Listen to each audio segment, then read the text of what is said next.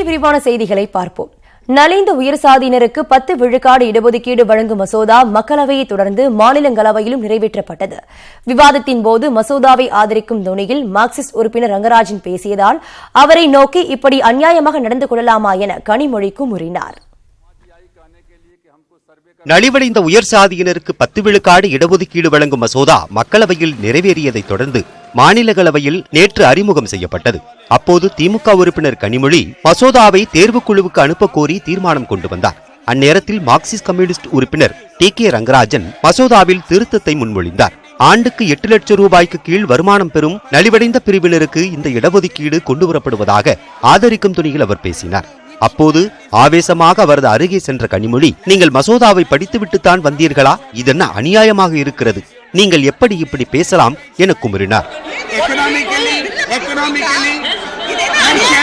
Wages 18,000 rupees per month. That is 2.16 lakhs. That even you are not prepared to concede.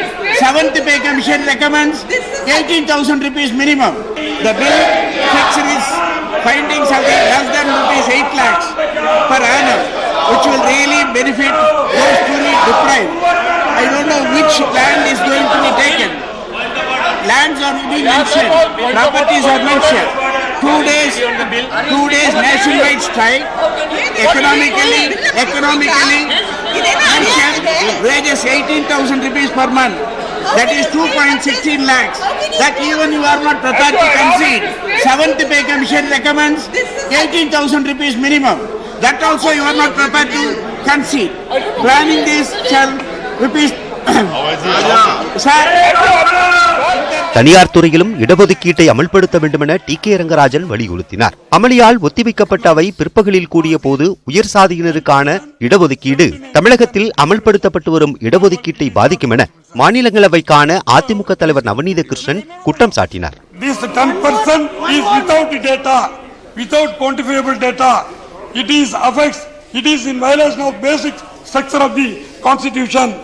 Our parliament lacks legislative competency because it never gives the power to the parliament to enact law to provide this kind of 10% reservation.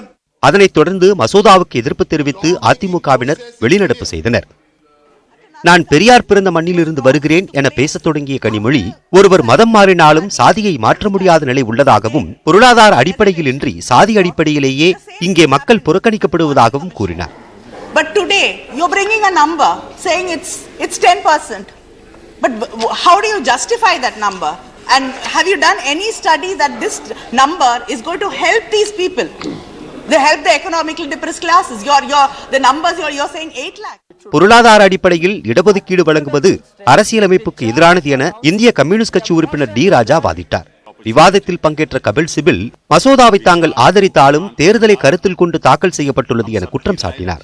மத்திய சட்டத்துறை அமைச்சர் ரவிசங்கர் பிரசாத் பேசும்போது, இந்த இடஒதுக்கீட்டின் பயனாளிகளுக்கான பொருளாதார அளவுகோலை மாநிலங்களே முடிவு செய்யலாம் என்றார். மாநிலங்களவையில் 10 மணி நேரம் விவாதம் நடந்த நிலையில் மசோதாவை தேர்வுக்குழுவுக்கு அனுப்ப கோரி கனிமொழி கொண்டு வந்த தீர்மானம் தோற்கடிக்கப்பட்டது. தீர்மானத்திற்கு எதிராக 155 பேரும் ஆதரவாக 18 பேரும் வாக்களித்தனர். தீர்மானத்தை திமுக உறுப்பினர்களுடன் இந்திய கம்யூனிஸ்ட் மற்றும் தெலுங்கு தேசம் உறுப்பினர்கள் மட்டுமே ஆதரித்தனர். இதனைத் தொடர்ந்து மசோதா வாக்கெடுப்புக்கு விடப்பட்ட போது ஆதரவாக 165 வாக்குகளும் எதிராக 7 வாக்குகளும் கிடைத்ததாக மாநிலங்களவை துணைத் தலைவர் ஹரிவன்ஸ் நாராயண் சிங் அறிவித்தார். இந்திய கம்யூனிஸ்ட் உறுப்பினர் டி. ராஜா, 2 ஆம் ஆத்மி எம்பிக்கள் வாக்கெடுப்புக்கு முன்பே வெளிநடப்பு செய்தனர். குடியரசுத் தலைவர் ராம்நாத் கோவிந்த் கையெழுத்திட்டதும் இந்த மசோதா சட்டமாகி அமலுக்கு வரும்.